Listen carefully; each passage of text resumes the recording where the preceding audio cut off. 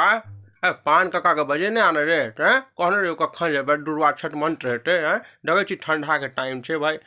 अहूँ सब लेकिन बड्ड लेट करै छी महाराज गाँव घर में रह कऽ आ दुर्वा छठ के मंत्र अहाँ सब भूलि गेल छियै आब बताउ ई बच्चा सबके की हेतै आबै वाला समय में की कही आइ काल्हि मोबाइल में जे भऽ गेलै ने कक्का ताहि दुआरे से कनि हुनका देखियौक ने है गेल तऽ रहिए पप्पा एखने कहलिए हन तऽ पोखरि दिस गेल छथिन कहलखिन जे आबै छी 2 मिनट में पोखरि दिस से कनि 2 मिनट अहाँ सब बैसे जाओ हाँ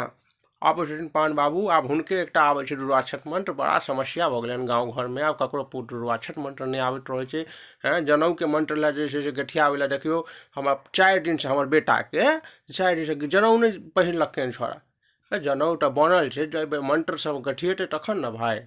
हौआ एलखिन पान बाबू आबू आबू कक्का अहींके इंतजार भऽ सबटा तू सब हमरा पर राखि दै छी